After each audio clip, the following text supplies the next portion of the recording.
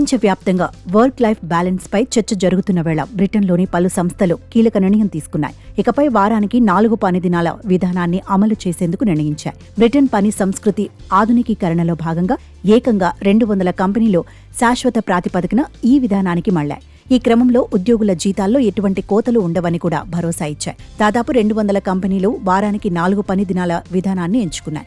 దీంతో ఆయా సంస్థల్లోని ఉద్యోగులు ఇకపై వారానికి 4 రోజులే ఆఫీస్కు రావాల్సి ఉంటుంది.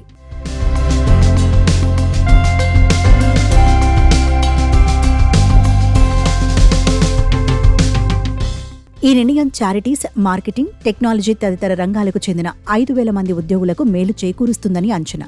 ఈ విధానానికి సంబంధించి యూకేలో ఇప్పటికే పెద్ద ఎత్తున కార్యక్రమాలు జరుగుతున్నాయి.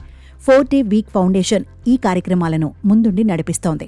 పెద్ద ఎత్తున ప్రచారం నిర్వహిస్తోంది. ప్రస్తుతం అమల్లో ఉన్న వారానికి 5 పని దినాల సంస్కృతి పాతపడిపోయిందని సదరు సంస్థ ప్రచార కార్యక్రమాల డైరెక్టర్ జో రైలీ పేర్కొన్నారు. ఇది 100 ఏళ్ల నాటి విధానమని, ప్రస్తుత కాలానికి అనుగుణంగా పని సంస్కృతికి కూడా అప్డేట్ అవసరమని వ్యాఖ్యానించారు.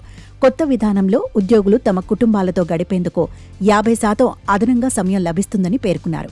మరోవైపు ఈ విధానానికి వివిధ రంగాలకు చెందిన సంస్థలు మద్దతుగా నిలిచినట్టు తెలుస్తోంది.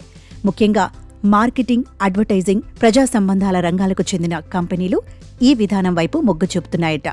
ఇక లండన్కు చెందిన 59 సంస్థలు వారానికి 4 పని దినాల విధానానికి అనుకూలంగా ఉన్నాయని తెలిసిందే.